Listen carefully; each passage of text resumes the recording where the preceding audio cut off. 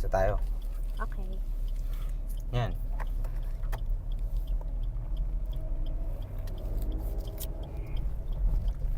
So si Kuya pasaway. Oh, Ba't nakakaliwa ka? hmm? Nakakaliwa ka kanina. Hindi. Ay, ikaw napindot ko.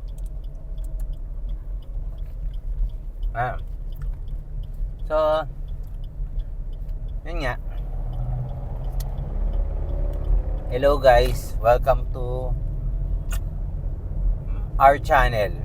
Bali, channel ko muna to, pero next time maggagawa na kami ng sarili naming channel. So, yun nga. Yun. Pag-usapan natin yung mga latest ngayon. So, eto love, issue to sa pagitan ng hindi naman to issue, pero siguro big issue sa ibang tao na ano ba talaga ang kasi yun nga, dahil nga merong trending na yun nga, it's about yung 299 na engagement ring. Yun nga pala guys, dito yung asawa ko, kasal kami nito hindi kami live in, hindi kami nagdaan din kami sa engagement, nagdaan din kami sa proposal. Then syempre kinasal kami. So yun, sa misis ko nyo malalaman kung ano ba yung ginawa ko, ano ba yung mga na mga nangyari sa amin. Pero yun, siguro quick lang naman to, siguro mga 15 minutes vlog, 15 minutes to 10 minutes ganun. Pero yun nga, yun love, 299 na engagement ring, payag ka ba o hindi? Yan. So, good evening sa lahat po ng nakikinig. So, tinanong ako ng asawa ko kung okay ba sa akin ang 299 na engagement ring. Yan. So, honestly, sa akin being a girl, hindi siya okay for me. So, aminin natin sa lahat na yung babae, nasa thinking talaga namin na we are valued, we are worthy. So, syempre, simula baby hanggang ikasal ka or i-propose ka, nandyan yung value mo. Inalagaan ka ng magulang mo, pinag-aral ka, araw-araw kang pinapakain, and yet, ganun lang yung value na makukuha mo. Actually, 50-50 yan for me. So, hindi lahat papayag. Yung iba naman, papayag na makakuha ng engagement ring. Pero this is my personal sentiment, so hindi talaga ako payag for that. Kasi kung ikaw yung lalaki, tandaan niyo po na when it comes to entering the season of marriage, kailangan hindi ka lang handa na sasabihin mo sa minamahal mo na, will you marry me? O kaya nagpag-isipan mo lang na, ay hindi, bibili ako ng mumurahing engagement ring. Yun. So kailangan paramdam mo rin dun sa girl na magpo-propose ka sa kanya ng pagmamahal, yung value na ibibigay mo. So, syempre, yung 299 na yan, andyan na yan. Pero, in the future, pwede ka rin namang kumuha ng something na more valuable pa compared dun sa existing na binigay mo. O kaya pwedeng scenario is, sana before mag-propose, make sure na financially ready ka din. Bakit? Hindi biro ang kasal. Yung married life na yan, hindi talaga yan biro. Kami, lucky pa rin and blessed kaming mag-asawa. Kasi kahit papano, may work kaming maayos, yung salary namin is enough for us, and it's also a blessing and God's provision din na nakapag-ipon kami ng sarili naming money just to our wedding. Yan. So, pinagmamalaki namin, hindi sa pinag-grab or pinagmamayabang, na hindi kami nag-take ng loan, hindi kami nangutang sa mga parents namin, kapatid, or kahit sinong kapamilya regarding dun sa gastos namin sa kasal. Lahat nun is on our hard work and also God's provision. Then going back, for me, it's not good to give an 299 engagement ring. Pero, guys, ito ang totoo. Yung asawa ko, na nag-propose siya sa akin, below 1K lang yung engagement ring na binigay niya sa akin. So, of course, nung lumuhod yung asawa ko sa harapan ko, syempre tinanggap ko. Kasi, I was expecting na magpa-propose na siya. We are already on our second year as boyfriend-girlfriend. So, in a Christian perspective, guys, hindi mo na dapat patagalin pa. Once na mag-BF-GF kayo. Saan ba nga hanto ang relationship? Of course, sa kasal, sa marriage. At yun din yung kwento or yung sinasabi about sa Bible. Na kailangan man and woman lives his and her parents and they will become one. Ibig sabihin, patungo talaga sa marriage yung season ninyo. Kung kayo ay magjowa, make sure na napag-uusapan nyo na maaga pa lang kung anong direction nyo sa inyong mga buhay. So, yun, tinanggap ko ng buo yung ring na binigay niya sa akin, which is actually below 1K siya talaga. And then, alam niyo ba guys, sa totoo lang, nung pumunta kami sa Bicol last year, doon ko lang na-open up sa kanya. Imagine niyo, 2021 kami kinasal. Nabanggit ko lang sa kanya that time after 2 years na, 2023. So, doon ko lang nasabi sa kanya yung reaction ko and then yung sentiments ko rin regarding sa engagement ring. Syempre, to be honest, nasaktan yung asawa ko. Kasi pinaghirapan niya yun eh. Hard work niya yung katapat nung binigay niya. And yet, ganun lang yung naging comment ko sa kanya. Pero, syempre, may kanya-kanya naman tayong valid reasons for that. So, nasa tao na rin kung paano mo siya i-digest. Okay? O kaya yung i-analyze. Pero, napagkasunduan namin in the future, so kukuha naman kami ng ring na yung worth it talaga of our hard work, yung alam naming valuable. Yan.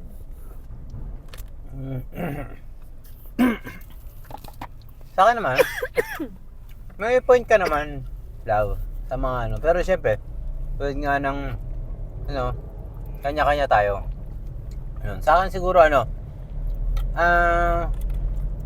50-50 rin, pero mas parang nanaig ako na 50-50 rin, pero mas parang nananaig sa akin yung point na yun, siguro sabi naman talaga na sa hirap at ginhawa ibig sabihin parang sa akin naman hindi naman porket nagbigay ng 299 na engagement ring is chipipay na or something na ganun.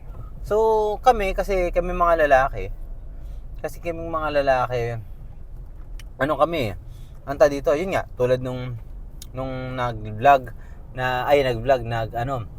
nagbigay ng 299, yun, yung story, yung breadwinner nga, is, syempre, dapat sa babae, alam niya dapat ramdam ka agad ng babae na, total, ilang years sila?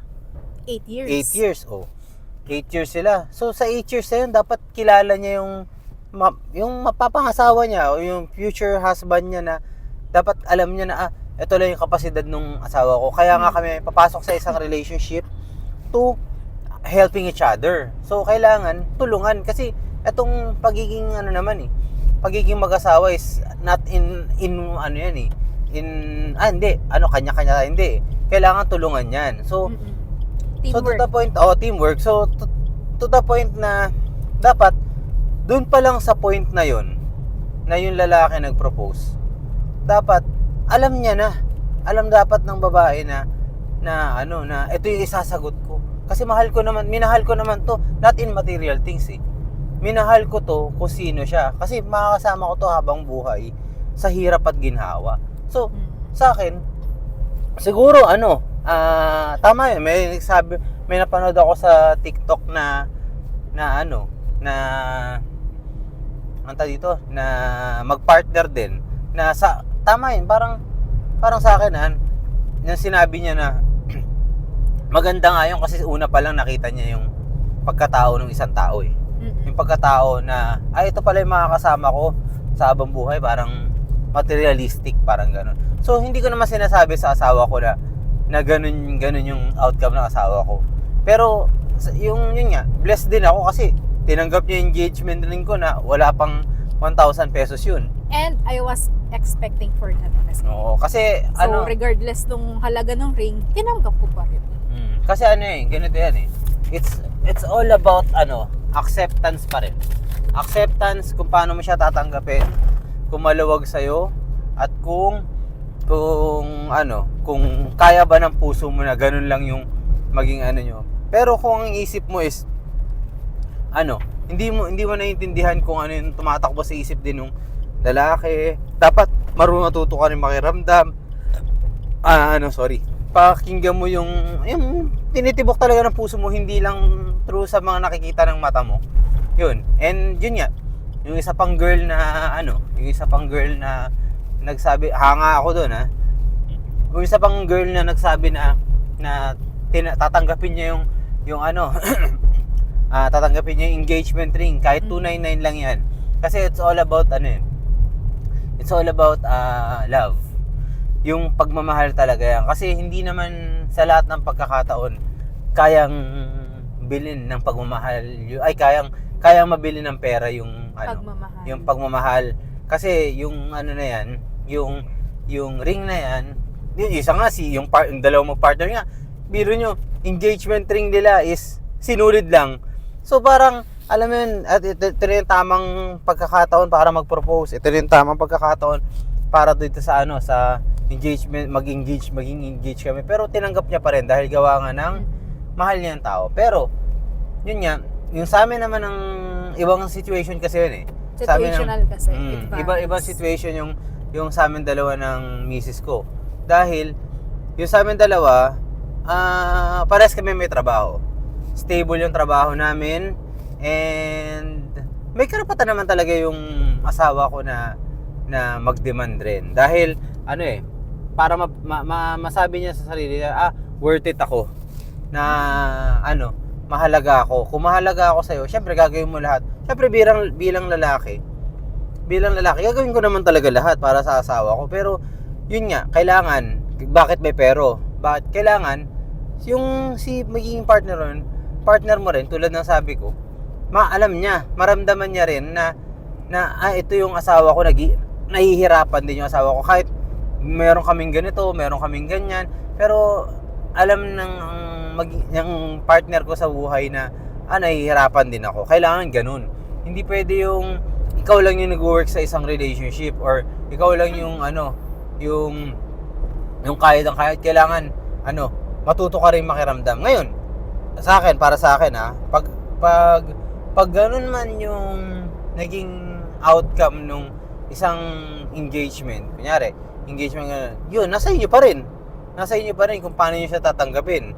Pero kung super yaman naman ng lalaki na papapakasal sa'yo, syempre meron ka namang mag-demand, pero syempre kanya-kanya pa rin yan and nasa tao pa rin yan kung talagang tatanggapin niya yung ganong offer, yung engagement na ganon. Pero para sa akin, siguro most probably na mas mataas yung yung maging simple kasi tulad nga niyan, nung kinasal kami ng misis ko, doon namin nakita na simple lang yung kasal namin, pero nalaman ko sa kanya na gusto niya pala ng bongga na ganon, na ganito, pero hindi namin kaya, which is si Lord pa rin ang nag-provide sa amin. Si Lord, sabi sa amin ng Panginoon na ito lang anak, ito lang muna yung sa inyo para matuto kayo mag-ipon, matuto kayo mag-keep ng money nyo. Tapos at the same time, yun, yung kinasal kami, nung kinasal kami, wala kaming utang. Wala kaming utang. At as in, hindi kami wala kaming utang na, kunyari, utang kami na ganito Never. para lang ma-survive yung kasal namin. Hindi.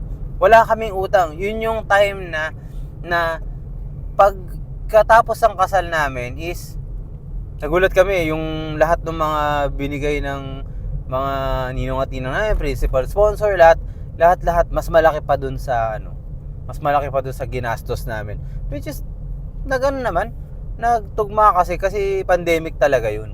Pero yun nga, back to the story, talagang siguro bilang lalaki, para sa mga lalaki, siguro bago kayo mag-engage or mag-propose sa isang babae, siguro kailangan pag-pray nyo muna. Pag-pray nyo muna kung talaga, Lord, ito na ba talaga yung babaeng papakasalan ko, Lord? Ito na ba yung babae na dapat na makasama ko habang buhay, Lord? Bigyan mo ako ng strength, bigyan mo ako ng financial to support and to lead a man para sa magpapakasawa ko. Then, yun, kung talagang si Lord sumagot sa inyo or merong Holy Spirit na yun, tinatouch ka, nasasabihin sa'yo, anak, pwede ka na mag-propose, ganyan, na ano ko na anak mo, yung maging mapapangasawa mo na, ganito yung sasagot niya. Be confident rin, and wag tayong mahiya kung ito lang yung kinaya natin, kasi marami pa tayong responsibilidad kung meron pa tayong responsibilidad, and then tapos hindi mapigilan yung sarili nyo na syempre mahal nyo yung isa, at bilang lalaki ayaw mo mawala yung babae dahil mahal mo to. So yun, meron din talaga na talagang sa 8 years parang pinag-ipunan yun kahit tig-100 isa kada linggo or something, makakaipon ka naman to the point na ako nagsasabi ako ng gano'n pero hindi ko ginawa yun. Pero yun nga, blessed lang talaga ako na yung engagement ring na propose ko sa asawa ko is tinanggap niya without any thinking twice or something. Tinanggap niya buong buo, as in yun, pinaganda ko na lang talaga yung engagement ring na yun kasi yung lalagyanan ko umiilaw yun umiilaw once sa binuksan niya yun, umiilaw, tumatapat doon sa singsing. So kumikinang siya talagang, pag nakita nyo parang sobrang mamahalin talaga yung itsura. Pero yun nga, para sa akin lang great job sa mag-partner na naiintindihan nila kung ano yung situation ng isa't isa. At amazing yung mga partner na lalaki na fine-face pa rin nila yung reality. Whatever happens, whatever the situation is, yun, mahal ko yung tao, ginawa ko to. Kung i-reject ako, siguro may time na diretso ko pa rin to, mag-iipon ako, gagamitin ko yung pagka down ko, gagamitin ko sa para ma-lift ulit ako, gagawin kong power, parang ganon. So yun lang naman ng sa amin bilang mag-asawa. Sa may additional na lang din ako. Sige. Ito medyo nakakalungkot lang isipin kasi yun nga, in the end nag-break up yung magjowa. Nag-break up si ate sa si kuya. Pero para sa akin, sa perspective ko, so tama na may sinabi ng husband ko, paghandaan yung lahat. Kasi yun nga, ang pag-aasawa, hindi siya yung parang kanin na iluluwa mo. So hindi lang dapat in terms of material things or financial ready ka, but also emotionally, spiritually. Pero yun nga, yung profile kasi ni Guy is breadwinner pala siya ng kanyang family. So siya yung inaasahan ng nanay niya, ng mga kapatid niya, lalo-lalo na dun sa pag-aaral. So kung ikaw, ang mindset mo nasa pag-aasawa na, pero kailangan ka pa ng iyong pamilya in terms of yung mga everyday needs ninyo. So syempre, it's hard for you na i-let go yung mami mo, yung mga kapatid mo, versus dun sa makakapiling mo yung mahal mo sa buhay. Parang for me, in short, hindi talaga sila meant for each other. Kasi hindi sila tugma sa isang page. They're not on the same page. stage. So si ate, yung girl, is handa na on the next season of her life. But sad to say, yun lang, medyo parang ang tingin dun sa girl is naging materialistic. Valid yung emotion and valid yung reason niya. So wala akong kinakampihan rito, pero ang totoo niyan, valid lahat ng emotions nilang dalawa. So nasa sa atin na kung paano natin i-digest yung situation nila, or meron talaga tayong papanigan or kakampihan. Kasi imagine nga naman, 8 years silang magjowa. Pero 299 lang yung ring na binigay nung guy sa girl. So lahat naman syempre madi-disappoint doon sa binigay. So tama rin naman yung sinabi ng husband ko, no? Na why not every month mag-set ka ng budget mo para ma-achieve mo yung ring na gusto mong mabigay doon sa girlfriend mo. So, di ba, hindi naman masama every month yung 100. Kung tayo nga, di ba, nakakabili tayo ng worth 100 pesos na milk tea, gaya nito. Yan, Coco. Di ba? Worth 100, 110, or even 120. So, ano naman yung halaga na yun kung every day, or kaya every week, every month mong pag-iipunan, para makuha mo yung magandang ring na maipe-present mo sa girlfriend mo. So, ulitin ko, hindi siya materialistic. Okay? So, it's also a matter of discipline and a matter of how you would invest o kaya iipunin mo yung money mo into something na kapag binigay mo doon sa minamahal mo is i-cherish niya, i-treasure niya, and then i-value niya. Yes, hindi sa lahat ng pagkakataon nangyayari yan, pero it's a matter of perfect timing din. Kasi kung gusto mo yung isang bagay, paghihirapan mo, pag-iipunan mo. Kasi kapag hahandaan mo, yun ang pinaka-importante sa lahat. Kasi kung ikaw padalos-dalos ka na, sabi mo, ay di, gusto ko na magpakasal sa girlfriend ko.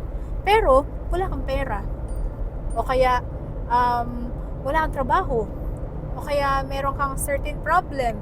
So, in short, hindi rin ka handa para dun sa ganung stage. So, yun din yung i-additional ko. Yun lang.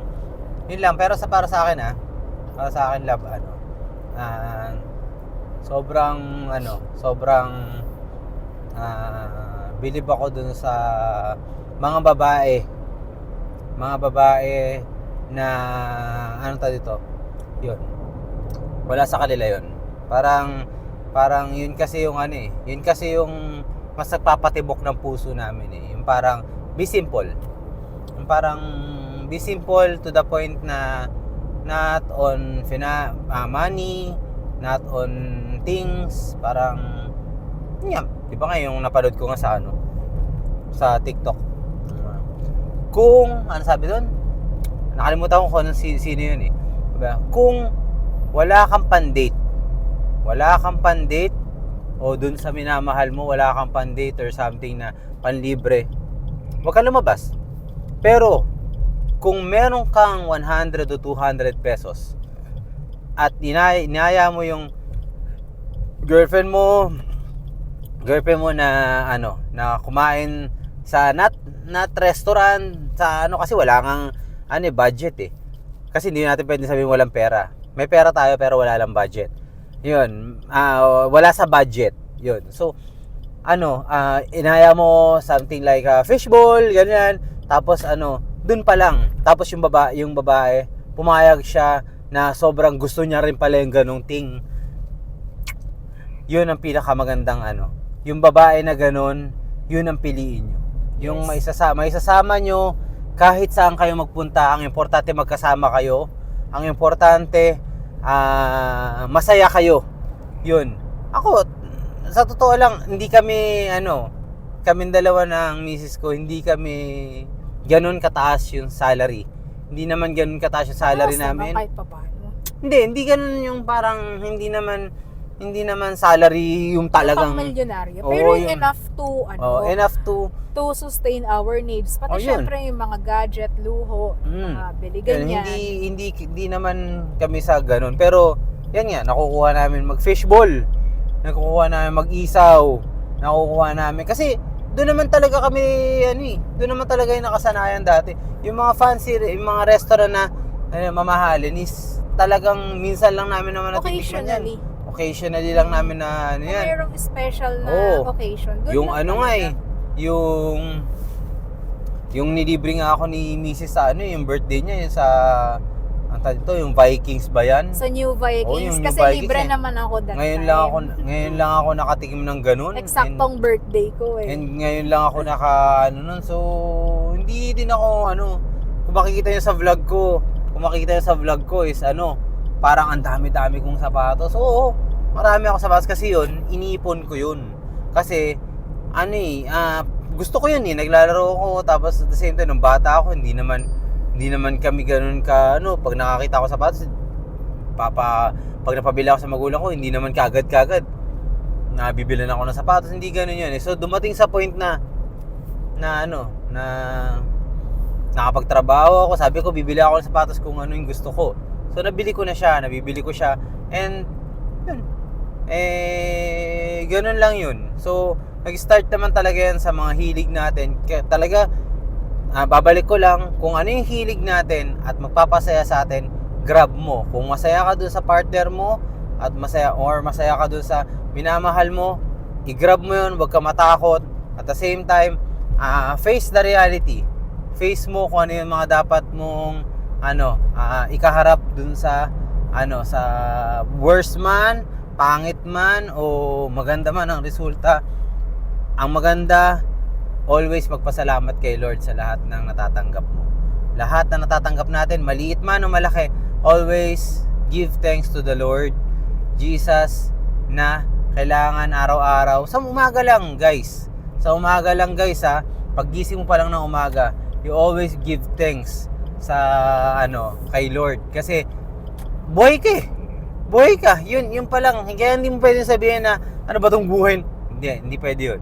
Kailangan you always give thanks pagmulat pa ng mata. So, yun lang. Sa usapan nating 299, marami tayong natutunan. Actually, sa mga pinapanood pa lang, and yan nga, sa wife ko, syempre, hindi naman porket sumagot kami or nagpaliwanag kami is kailangan na mababash ka na. Hindi. May kanya-kanya tayong pag-iisip at may kanya-kanya tayong opinion sa buhay. Walang tama, walang mali dito. Oo, kasi lahat tayo, valid din yung naramdaman lahat ng tayo, parehas. lahat tayo may kanya-kanyang nararamdaman. So kung ganyan ang nararamdaman ng misis ko, ganyan siya eh. So tinanggap ko yung misis ko na ganyan siya, minahal ko siya, and alam ko na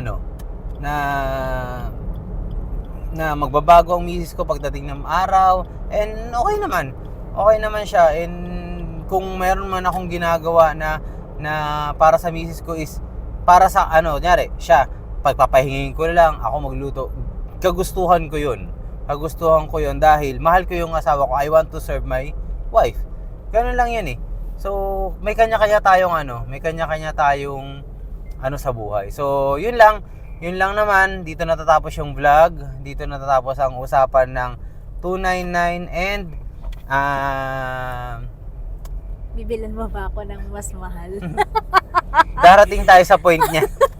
So yun nga, syempre kailangan mag-ipon. Hindi naman pwedeng bili lang ng Huwag bili. naman yung mga tipong 100k. Hindi tayo Siyempre, bibili nun. enough lang. Hindi tayo bibili nun. Oo, saka Walang saka baka maputol yung daliri natin. mas namimili pa nga kami yung buy one take one lang sa amin eh. Huwag naman yung buy one take Buy one take one? Bakit? Di ba buy one take one yung Naka-bundle ba yun? Oh, bundle. Ibig sabihin, buy one take one. Wag na yun. Yung na lang, isa lang. Isa lang, edi ikaw lang may ring, ako wala. Oh, di ba? Buy one take one. Edi couple, edi wedding ring na yun. Yun nga, ibig sabihin. Alam ko na, yung set na lang. Yun nga. Oo, yung yun set. nga sa akin. Yung wedding ring plus engagement. Nasanay lang ako sa buy one take one. Kaya buy one take one yung sinasabi. Edi yung bundle na nga. Yung bundle set. So yun lang, ganito lang muna guys, and traffic pa dito sa NLEX. Wag mo kalimutan mag-subscribe, i-like mo tong video na to, and i-share mo para kahit paano naman makatulong ka naman sa paglago ng channel ko. Yun lang naman. Babalik ako ulit sa pagba-vlog dahil ito yung nagustuhan ko, and susubukan ko ulit So abangan nyo yung ibang vlog namin, subscribe, share, and like this video. Goodbye!